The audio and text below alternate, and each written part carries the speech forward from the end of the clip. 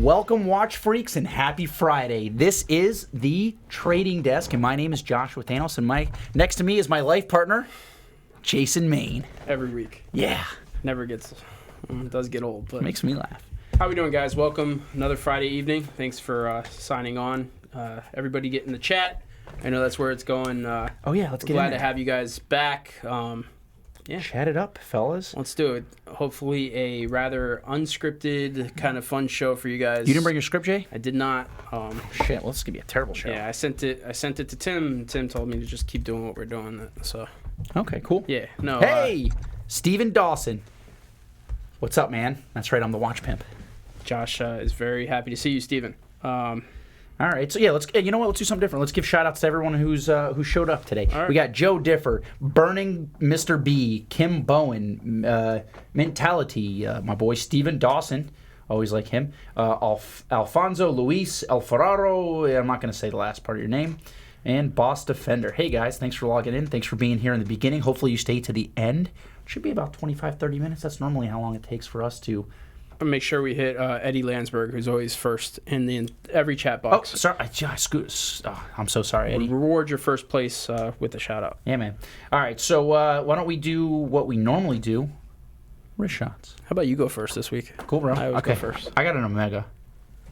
That's it. It's over. Wrist shot. Nah, so this is what, week 3? Almost. No, maybe I'm a month in to the SMP, as my nerdy watch friends would say. Oh, dude, that's so nice. Look at that.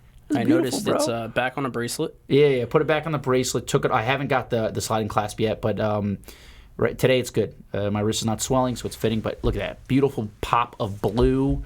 I'm really loving it. Some people hate this bracelet, and you know what I say to them? Don't care. I really like it.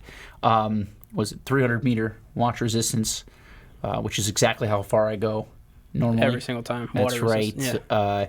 40.5 millimeters fits fantastically on the wrist. Basically. Every bit as nice as a Submariner for a very small fraction of the cost. Small fraction of the return as well. Whatever, dude. Listen, I'm not here to make money. I'm here to make time. Oh. That was not really a funny joke, but so there you go. That's what I'm wearing today. Again, week 3. Did I scratch the crystal? Oh my god. I don't think did not. That was just dirt. All right, it's a good looking watch. Thanks, man. And wait, you also have a dive watch on your wrist. I have. Interesting, Jason. You said dive watch last time. People started freaking out about Panerai. You guys do realize Panerais are dive watches, right? That's all they make. I don't understand, except for Duets, which so it's on a leather strap, not which is interchangeable, and I've worn this on rubber on the show before. But it doesn't have to be on rubber to be a dive watch. So, Josh has a new strap from last week. He put the bracelet back on. Mine's also on something a little bit different. You said it's blue. Looks black to me, Jason. It's a midnight blue. It's a Panerai OEM. This is my 510, by the way. It's a 8-day in-house manual wind for those who don't know. 44 millimeter Luminor case. This is a OEM blue, like midnight blue alligator on the OEM deployment. And blue dress shirt today. Figured I'd throw a blue strap on there. You're looking so fancy today, Jay. And make it look like I made an effort today. And I happen to have something weapons. else blue in my pocket. So it's just kind of a blue day. Blue weapon. Yeah, there you go. How many of those do you have, Jason? It seems like you got a lot of those weapons. I got a few. Wow. That's interesting. Are you gearing up for something? Yeah. What's that? You're a prepper, aren't you? It'll be in my memoir. Is that right? No. You're going to be the last man standing? No. I think Jason has a safe house, or like a safe room in his house. That'd be cool. Those are very expensive. Yeah? Do you know exactly how expensive it is? I have a feeling I don't, but... You do. Yeah, Jason's a prepper, I have to guys. start looking into that. Which means shit hits the fan. Book it to Jason's house. Yeah, maybe don't make fun of the guy that you hope's going to save you, you know? Just saying. Hopefully, no Josh is allowed. All right, so there you go, wrist checks.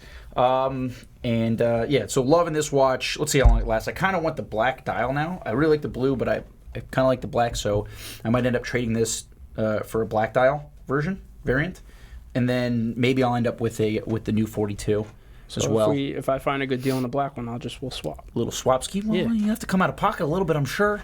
Got to make it a good deal there, Jason. Justin Hill. This just came off of a light brown suede strap. Yeah, it did. Oh, and by the way, yeah. So we're saying original Panerai watches were on waxed leather straps. There was no rubber straps at that point. Not that I know of. Back in like the 1930s and 40s. Would salt water destroy the strap? Not the first time. Yeah, but you'd probably get a after a while. I'm sure, but there would be no hesitation if I had to jump off a boat into the water. Yeah. Well, so put it this way: I have a customer who he bought his wife a Cartier Ballon Bleu on a blue leather strap. Yeah. And I went to go visit him, and she was wearing the watch, and like the strap was badly faded. She had just got this like less than a year. I'm like, what's going on? And he goes, oh, she wears it in the shower. I go, yeah. And she goes, no, I wear it in the ocean. I go, what? Don't do that. It's gonna fall apart. But I mean, she's been wearing it for like 7-8 months now. Yeah. She's been taking it in the ocean. The watch is still intact, or the strap is still intact. I told her, please stop doing that. You're gonna lose the watch. But I actually, selfishly, from a sales perspective, lose the watch. Give me a call. I mean, if that's what you want to do. But yeah. So I mean, leather. I mean, well, crocodile leather. The thing about crocodiles spend their lives in water. Yeah, they live in the ocean, or not the ocean. The crocodiles do or saltwater at least. But yeah. So there you go. So yeah. So on to better things. All right. So next segment. Throw up the graphic there, buddy. This or that. Oh yeah. So Jason, this is your theme this week. So why don't you explain your thoughts on why we did this, and then we'll defend our choices. All right. To the death. So rose gold sport watch was kind of the idea. Both pieces are right around $20,000. I think the Hublot's tad less. So my pick for this. Literally for this or that, is this Blancpain 50 Fathoms. Oh, yeah. I've always really, really liked the 50 Fathoms. This particular piece in the rose gold, just kind of a little bit extra. Very, very nice. This is a Flyback automatic chronograph. And then you got the classic 50 Fathoms with the ceramic capped bezel. Really good profile, nice case lug. I mean, the watch sits pretty well on the wrist for a rather large piece. And then, obviously, if you wanted to, this is a true sports watch, screw-down crown, being a 50 Fathoms. But if you wanted to throw it on the rubber, you could do that as well. It's on the leather because it's a dressier piece. But if you threw this on rubber, it'd be every bit as durable. And then, real quick, I'll take the Panerai off. So I have a 7.5-inch wrist, and you guys saw the way that 44mm Panerai fits my wrist. And we'll zoom in on this. So... easily, you're so enthusiastic, you know that? Jason? Easily interchangeable, size-wise. I really, really dig this. I've always kind of wanted to own a steel version of this one day. The no radiation is the way to go. You like the no radiation? It's cool. I prefer a cleaner dial. But the chronograph's not going to work for you then. That logo is cool. I think I'd rather have a chrono. I don't know. Diving chronos make so much sense. I also really like the bathyscaphe too. So. All right. Yeah, I don't like that. So. The blue on blue bathyscaphe. Didn't Blancpain invent? Was the first ones to do something? Yeah, every manufacturer's the first one to do something. Didn't they invent the dive watch? Yeah, also the chronograph and maybe the tourbillon as well. Yeah. Yeah. No, Breguet was the tourbillon. Oh, okay. All right. I think Kim that's like Bowen a says that I legitimate chose poorly. Oh, okay, that's fine. So yeah.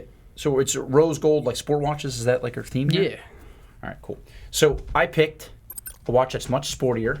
It's actually wearable. It's not thicker than a Panerai. And it's also lets everyone know what a baller you are, because this is an Hublot Big Bang. So the Big Bang is their best-selling watch in steel. Behind that, it's the rose gold. The watch has a higher retail. The resale on this is much lower, so you can get this in the mid-teens. This is a great, fun watch. It's not high horology in any way, shape, or form. It's Hublot is famous for being the first to put like a luxury watch on a rubber strap, right? That's like to make that popular, and they did that here. So this is a great watch. You can actually wear this in the water. Wouldn't press the chrono pushers though. Not that it probably definitely wouldn't work. Wouldn't do that. Anyways, but yeah, I mean this watch is infinitely more wearable in my opinion. It's a 44, but it doesn't wear that large. This is a great watch for. I mean, it fits my wrist and it fits Jason's wrist, and we have pretty sizable difference between our wrists. Right? What size is your wrist? About a 7. You're a 7.5, right? Oh, it's a little smaller. Right? You're about 7.5? I think you're like a 7.25, aren't you? I mean, it depends if I'm working out, right? Which I'm not now. So, there we go. I mean, it's very comfortable. If we're talking about Hublot, I'd say that the new Unicos are absolutely the best ones, but this is a good classic watch. It's highly tradable. It's going to be much easier for you to sell this watch than it will be that 50 Fathoms. So if you take that into account, which I hope you do, this is a much better watch. Carbon fiber dial means you're going fast. Very light, Jason. You can feel. I wouldn't say it's going to be much easier. Without a doubt, it is. Under no disagree. This is a watch's watch. Dude, like there's so many more buyers. A real for this watch guys. Yeah, there's more buyers that are not educated and think that they can buy. That's not what I said. That watch and flip. Well, all right. That's what I'm saying. That's what I'm saying. This is a more watch person's watch. Watch guy's watch. Smaller market for the Blancpain. Much bigger market for the Hublot. Listen, I'm not saying that the quality is the same because it's not, right? But and how much is this? How much is that watch? That's got to be. So this is posted for $21,950, and that's posted for $18,950. Right. So you can find this watch easily for the mid-teens. This watch is going to be for the upper teens. So you're going to spend more on this watch. You are getting more in terms of like a quality, but it's also big. So that cuts out a ton of people. Like I can't wear this watch. It's too big. Blancpain in general is a hard watch to sell on the secondary, but I've never had a problem moving a 50 Fathoms. Rose gold 50 Fathoms you have. That watch is awesome. I mean, I'm not saying it's not an awesome watch, Jason. I'm just saying that if we're comparing these two, that fits me. Does that fit you that way too? Look how good that looks on you. That's strange. Yeah, it's a little too big. Here. Nah, it's awesome. Let's get a little wrist shot here. Very manly, hairy wrist shot. There you go. Nice. I mean, I'd be knocking this into doorknobs and things. Like this wears larger than my Panerai, and that Panerai is like at the upper limits of what I can wear. It's pretty flat for what it is. You have to agree. It's not terrible. Look at the other thing I don't like about this watch is that the sapphire bezel, it sometimes you'll see them. It'll come up on the bottom, which is like a massive annoyance. You have to send it back, and it's like a $2,000 repair. But I mean, besides that, listen, is it better quality? Yes. Is it going to cost you more? Yes. Is it going to be more obscure on the wrist? Yeah. So I mean, looks like you're saying value proposition wise. I think that buying both pre-owned and getting out is going to be the Hublot will be easier. There's more dealers out there willing to spend money on. That might be the case. Doesn't mean that it would be my pick. That's all I'm saying. I got you. That's fine. And I mean, we got some really nice things being said about this Hublot in this chat. So I'm not going to read them. Let's go ahead and see. Let's go ahead and see that pull. Ooh! Oh, God. All right, I'm going to have to retire after this one. Hey, listen, there's 10% of guys out there. Give me a call. Nice dudes. I will not stand up and cheer and do the Rocky. But Gary Smith says $19K for the Hublot. That will be in the safe forever. Gary, give me a call. I will charge you less than $19,000 for that Hublot. Yeah, I mean, listen. It's whatever. Blancpains are... So here's the thing. I would 100% wear this watch. Would I like the steel version better and the money in the bank? Yes. Would I 100% wear a steel version of that watch? No. I don't know. I disagree. So I actually like this watch. I do not care for that watch. Well, some people are snobby and other people aren't. The thing is, like, there are a obscene amount of fake Hublots out there. Okay. And the watch is known. Like I obscene like amount of fake Rolexes too, Jay. Yeah. Well. So. Not Blancpain. Gotcha. Well, there are some Blancpains. The thing is that watch is a fashion statement. It's a fashion watch. That's true. So from a fashion perspective, if there's fake ones out there, that hits the fashion aspect of the watch hard. Yeah. So if you have a fake Rolex watches are not about fashion. Rolex watches are about engineering. No, I disagree with that. I'd say certainly Rolexes are better made than Hublots, but a lot of people buy Rolex. Is a fashion watch? I'd say that a lot of people who buy Rolexes are not buying them because they are modern marvels of engineering. They're buying it because it's a Rolex and they're trying to show off. And I'd say that's the same thing with Hublot. I'd say there's more Hublot buyers are that way. What I'm saying is the idea of showing it off is more fashion based on the Hublot. I guess. Maybe from where you're coming from with people buying Rolex, it's because it's a status symbol. That I understand. Right. But it's not a fashion sense is what I'm saying. That's a fashion watch. I don't really see now their newer engineering pieces with their in-house movements and stuff like that are phenomenal. The Unico is actually except for the one watch. with the front pusher. I don't like that because you can steal it. That watch. We got to do that on camera next time. Show you how. Anyways, if you want to steal your friend's Hublot that has a little quick release, we'll show you exactly how. Just on ask the next to see episode. it and then push the button and run away. I don't think I'll be here next week, but. All right. Well, that's enough with this or that. No, let's argue more about this. Yeah, well, clearly I lost, so let's move on. Those of you that are listening to the podcast, just to make everything clear for everybody, I'm winning about 89%. Rich Buddy, you were absolutely incorrect. He said Rich Buddy says women buy Rolex for fashion, not men. I mean, could not be wrong. Could not be more wrong about that. I mean, that's one of the most false statements I've ever heard anyone ever make, put in writing. Okay. So the new segment that we're going to roll into is just Why you're bashing wrong. the comments on I'll do that. David Butler, who works in our office, if you guys don't know, decided to put my name in the chat because he wants a shout out, apparently. Where? I don't see that. He's in there. Jason patting his baby there. Cool, I don't man. know what All that's right, supposed guys. to So, yeah, keep voting. Hopefully the Hublot will get a little bit more love. What's up, Edward? Yeah. Are we done? Yeah, let's go home. Okay, well, speaking of, people buying watches and spending maybe too much or whatever it may be, we're conversation you and I started, and I said, let's put it on hold, was about, like, situations where somebody called you or sent an inquiry to sell a watch, and you found out, like, how they bought it, and, like, it was pretty terrible. So, like, it's a lot of stories out there, right? And one of the situations I had a guy who bought a gold Quorum, at a boat show for $60,000, and the watch had a $65,000 retail, right? So, like, we've had a lot of those, right? So, like, there's good stories and there's bad stories, but the majority of them are bad stories. Yeah, the bad ones are more interesting, at least. I where think people just get taken advantage of, or in my opinion, a lot of times you have people working in boutiques who they have no idea what the watch is worth, right? So maybe now more nowadays because the brands are getting into secondary markets, right? So you have Audemars and Richemont buying into secondary. So you'd think that their boutique staff are going to be more educated on what the true value of these things, like the market value of these things would be, as opposed to the MSRP.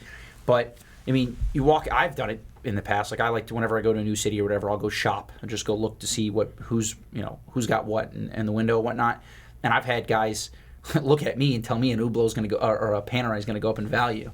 I'm just looking at them like, you have no idea who the hell you're talking to, my man. Well, it's like you've seen behind the curtain, and the guys that work at a boutique level, you got to remember too, like, because I worked the new side of that, right? I worked retail, and I was lucky enough to come. People, Jason. Well, I don't think so.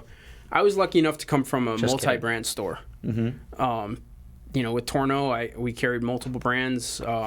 And with my 10 years with Torno, I've probably seen 50 or 60 different brands at retail. Well, you were selling Invictus. Well, no. Well, you're going right to hell for that one. Back in the very first year of when I worked for Torno, we sold Invicta.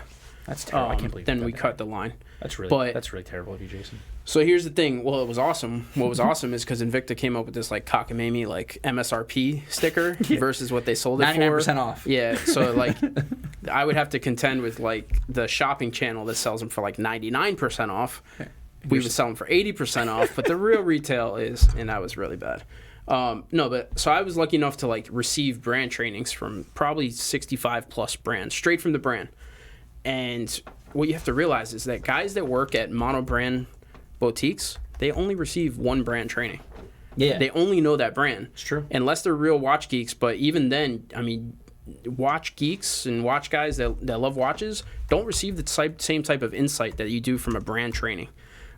So guys that only receive one brand's worth of information, they only really have one Bible to preach. Mm-hmm. So when you walk into, they don't have an understanding of the full like market, right? a Hublot boutique, they're going to tell you that watch is amazing. It's very rare. It's one of a kind. They're trying to sell the watch. Nobody makes money unless they make the sale. But two, like, they just don't know any better, legitimately. And no difference than if you walk into like an AP boutique. They might think something's cool because they just think it's cool, and they don't know the market is twice retail on that watch. That's true. So uneducated salespeople, like people who know all they know is technical aspects of the watch barely. They don't understand, the collecting. The situation of collecting, or the fact that people might be trading these watches, or they just, and that's what, like, when I went to go do the training at the AP headquarters, when they were trying to understand pre-owned, and like I was talking to some of their staff, and they didn't realize, they thought that every time they sell a watch, that watch stays with the customer forever, until he dies. Yeah. It's like, well, it's absurd. So a lot of even coming from a new perspective, mm-hmm. at a retail level, some people just write off pre-owned. Like, just the market doesn't exist. Right. Like, well, not who anymore, cares? but yeah. Who cares what happens to it afterwards? But back in the day, Torno, whatever you're working, like, people weren't calling guys and the watch is hot now. Do you want to sell it back? It was just gone. Well, like they do with Ferraris. Like, that's a thing in Ferrari dealerships. And I think that what you're seeing now is all these brands are getting into the pre-owned, and you're seeing companies understand more that they can't just pretend that their watch is worth something or it's actually rare or something. It actually has to be, and there's a way to test it, and it's very simple. It's not like some obscure way to find out some guy on some seedy corner. It's like, you just go online and see there's thousands of these things listed. There's how many people so I go to the IWJG shows, right? There's 500 tables worth of basically representation of almost all the pre-owned dealers, especially in the United States for sure, but there's guys from Italy, there's guys from Israel come in for these shows, and they're, they call them gray market, so they're selling things that are new, essentially unworn watches. Sure. And there's pre-owned, and it's a huge market, billions of dollars, and now it's being recognized. But the brands, they're obviously they're starting to understand that. Yeah, a lot of brands are, and I mean to circle back to the initial point that you had, we kind of got off on a little bit of a tangent, which we tend to do because this is a genuine subject. This entire show is a tangent, Jason. To go back to your, to the bad stories, some of those, the majority of those stories spur off of this type of knowledge giving. Yeah. So when a guy calls you and he has you have a very good conversation with the guy who is about his wits, he knows what he's talking about, but somebody told him something that he believed, and it just happened not to be true, or that person wasn't informed well. So now the guy buys a watch. It's a limited edition. It's made of gold. It's a tourbillon. It's a whatever it is. And the salesperson told him there's only 12 of them, and it's super hard to get. Which the salesperson may have thought. Well, maybe there's 12 of them. Maybe but that's true. Maybe they can only sell 3 of them through retail. The rest of them go back door. Right. Exactly. So the thing is just. We hear a lot of bad stories. Unfortunately, that was the worst one. My quorum story. Yeah. The guy, it was terrible. So it was right when I first started working in this industry, and the guy, I was super naive. Now, I'll ask some questions so I don't walk myself into that door. Right. But I think he asked me about the watch, how much I should pay, or how much I would pay for it. I offered him $10,000 or something for the watch at a $60,000 retail, and immediately I became his enemy. He was so freaking upset with me. And then he tells me the whole story about how he bought it and says that I was trying to rip him off. I'm like, listen, man, I'm not trying to rip you off, dude. They're online asking, less than $20,000. The watch is going to take forever to sell. I was told I can pay $10,000 for this watch. That's what it is. And I think I followed up. But whatever. So I think he ended up keeping that watch forever. But that was a really, really terrible situation. But you hear women go to buy their husband's watches for their birthday or whatever, knows her husband's a watch guy but doesn't really know what's going on, walks into a boutique and the guy sees a sucker walk through the door, or maybe just wants to make a sale, and tells her, hey, you got to buy this gold, solid gold Breitling at full list. Yeah, and this guy's buying only stainless steel Rolexes because he cares. Only thing he cares about is value retention. It's shoot, man. You just and then on the other side of that, you get the guy who calls you and he's like, I really got to get out of this watch, but my wife bought it for me, and I can't. And on top of that, it's a watch that he can't get out of anyways. Doesn't even matter that the sentimental value's there or that he's obligated to keep it because it was a gift. Mm-hmm. So you can't sell the watch. It's bad. It's a solid gold, emergency or something like that. Sure. Something nuts.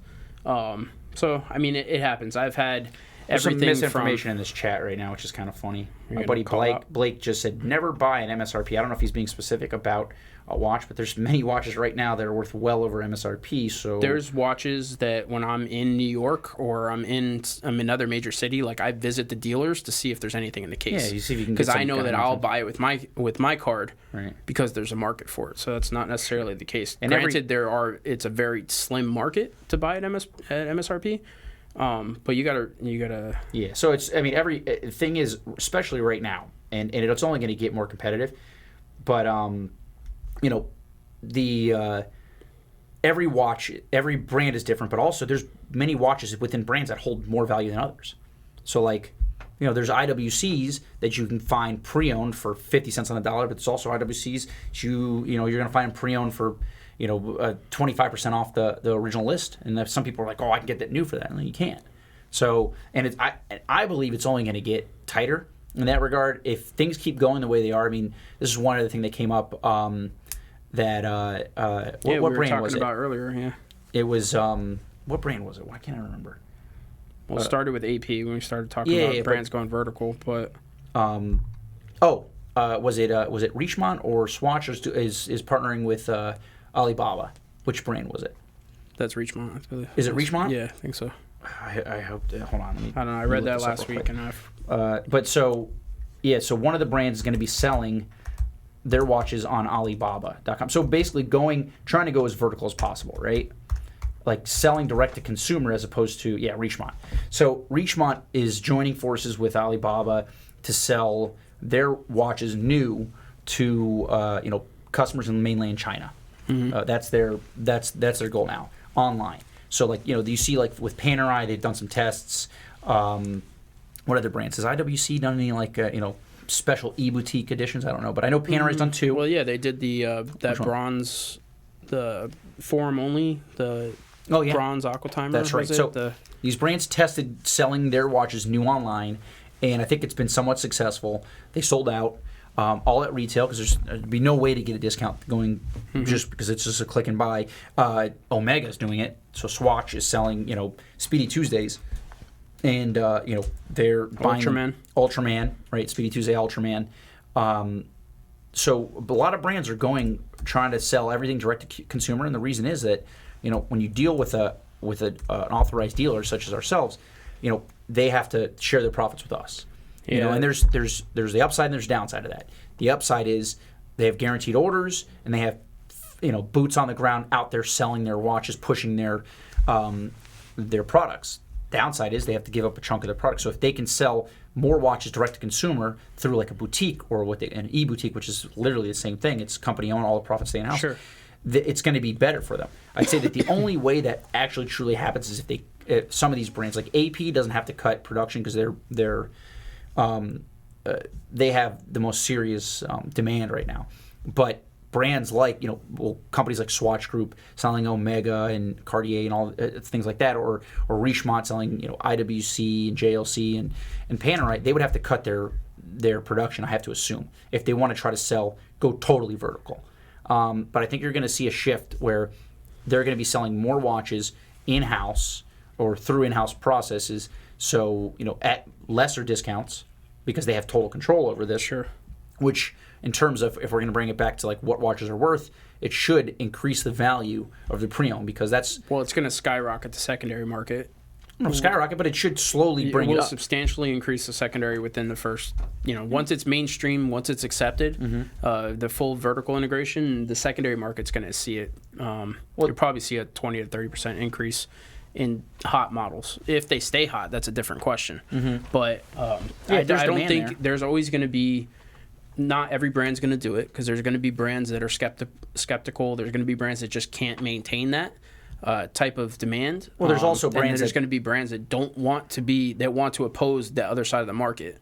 So there's also brands that don't want to change the way they do business. Right. But they don't have an issue. But so if, if it was your company, right? And you're making money year over year, company's doing well, and somebody else who's maybe a competitor goes vertical, but you don't feel like you need to, and now you can be on the opposite side of the space, and all the people are disgruntled because they can't get those watches because the brand's going vertical, stay with you. Well, I don't think so. When you say can't get them, so AP's one thing, right? But if Omega decided to sell all their watches online only, and they cut back production, because they would have to do that, right? Because if they did it currently, most likely I have to assume say a company like Bright, they'd go bankrupt, right? Yeah.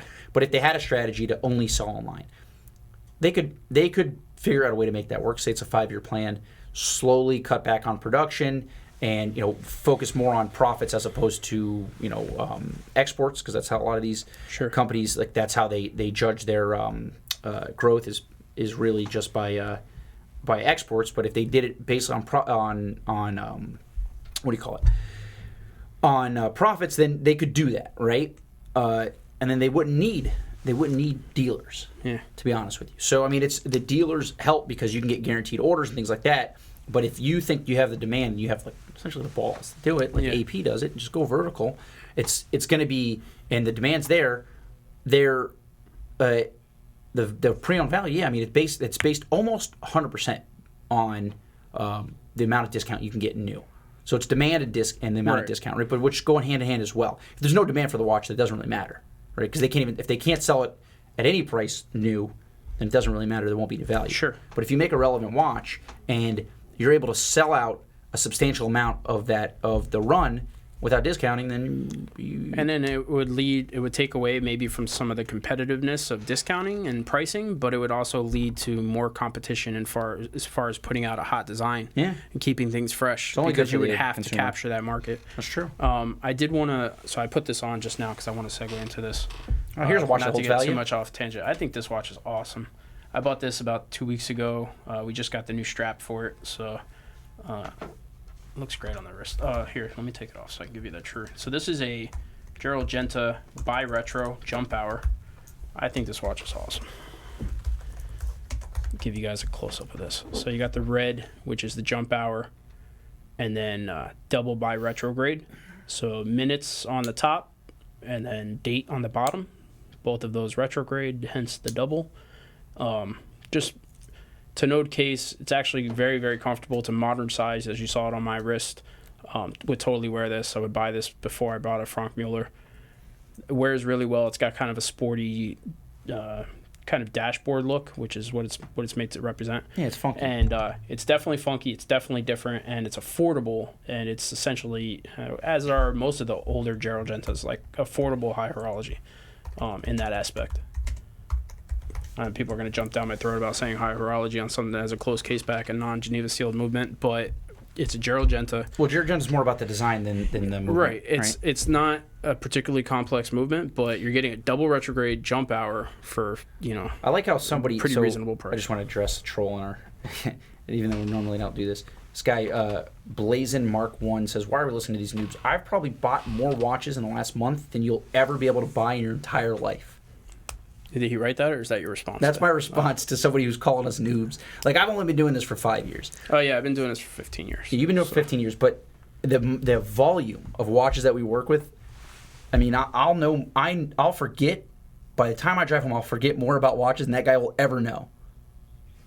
So, whatever. Other news. I don't know why. I don't know. It rubbed me the wrong way. I normally don't care about those kind of guys because I'm kind of a troll myself, Jason. If you haven't noticed. That's right. Hashtag 2A. The troll is trolling me. All right.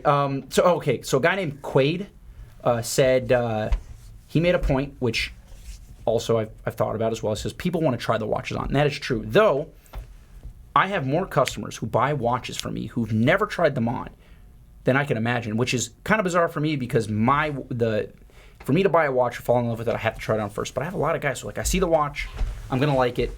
They buy it from me. I'm thinking, if they don't like it, they'll send it back, which is fine. Then they get it and they love it. It's kind of that's not my process. But I do believe that is one reason why you're going to have some physical. I mean, there's sneakerheads out there. That's right, Blazing Mark. I am, buddy. Sorry. So no, he just called me a name. So I think that a possible way to get around that, and I'm not saying this will happen, but this is just an idea, right? There are retail stores that actually don't sell anything in their retail store. So like there's a place called like Bonobos right next door. Right. I think is that what it is? The place where it's like a clothing store. I walked in there to go buy something and they're like, you can't buy anything here. You can only try it on and you buy it online, which is a little annoying not knowing that walking in. Right. But watches is a little bit different too. Some people will go try on a watch and then go home and think about it. So for that reason, they can have a bunch of locations where they don't sell anything in the store. It's just there so you can get the experience. You can try it on. Then you can buying it online. I don't know how well that would work, but that would be one way to have a presence in a lot of different cities without carrying a lot of inventory there as well. Yeah. And you don't have to have like salespeople there, or you could. I don't even know how. I don't know. I haven't thought totally through, but that was one thing I thought about. I'm like, some people want to be able to try them on. I mean, there's guys like. There's sneakerheads too that just you have it's different because shoes are sized, but there's guys that buy stuff sight unseen and fit is not necessarily the most important thing. I think watches that's a little bit more speculative, but I've bought watches without trying them on. Do I like to know the watch first? Yeah, but I'm a methodical planner, so there's a lot more that goes into the watch besides how it fits on my wrist when I'm deciding whether or not I'm going to buy it. But I think it's something to be said. A lot of guys, one of the things I ask guys when they're talking about watches is, have you tried it on? Have you seen the watch in person? And a lot of guys do go around and shop stuff and try it on. So, Richard Bonanno says that he buys quite a few watches online not to get charged sales tax, which looks like it's probably going to be changing. Yeah. It's probably going to be changing pretty soon. That's going to be something that will change. So I don't know how people are going to handle that. I don't know how that's going to affect us, because we ship watches, like pre-owned watches, everywhere. Right. And a lot of guys are like, that's one of the value adds, that they don't have to be charged sales tax. So I think it's going to affect a lot of markets bigger than us. So it's definitely going to take an adjustment, but who knows? I think maybe it makes local shopping more accessible again.